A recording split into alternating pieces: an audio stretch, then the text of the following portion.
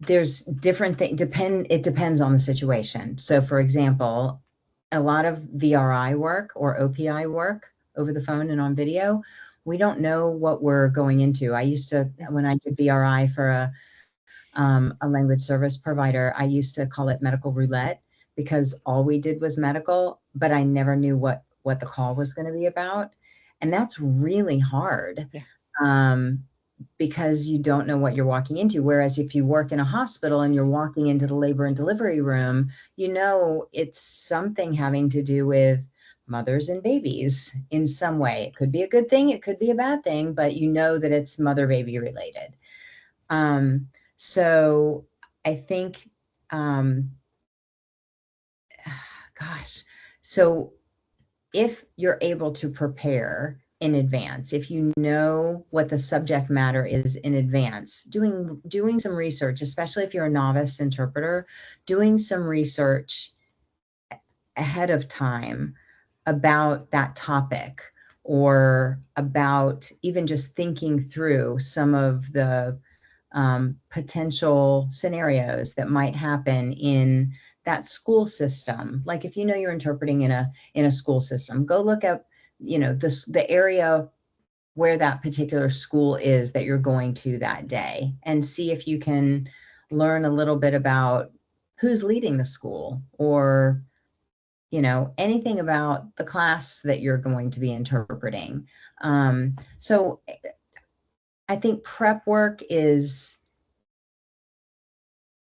undervalued. I was thinking of that question more along the lines of the medical roulette, because that is the world that I currently operate in. Um, with remote interpreting, you really can not know what the situation is going to be before the encounter happens. So my suggestions in these scenarios would be um, more like having just a quick sort of moment to center yourself, take a deep breath. Again, breath work um, is also surprisingly helpful. Mhm. I currently was introduced to, figure eight breathing, like dragon breathing, all of the different types of little tools to help you. It's amazing what a good deep breath can do for yourself. So, don't underestimate that. But whatever that second, as you're clicking answer on whatever program or you're picking up your phone, um, taking the deep breath, kind of centering yourself in that, I think is very, very helpful. And then if there's any type of pre-session available, seize that opportunity to ask questions and set expectations. I think sometimes as remote interpreters, we often feel like, well, everybody's already there, you know. And yes, in-person interpreters often do have the luxury of having a little bit more time on the front end of the encounter to really kind of prepare themselves for it and find out about the encounter.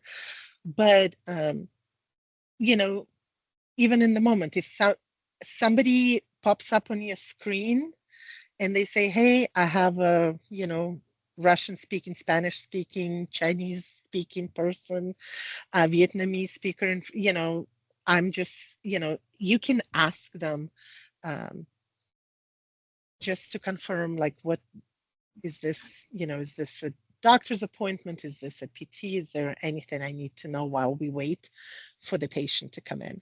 Like, it's a simple question that may give you just a little bit, is it diabetes check or is it a pre-surgical, appointment? Even something like that can help you kind of get your wheels turning. And if Mhm. it's unavailable, if the situation doesn't allow it, obviously you can only do what you can do. But I think sometimes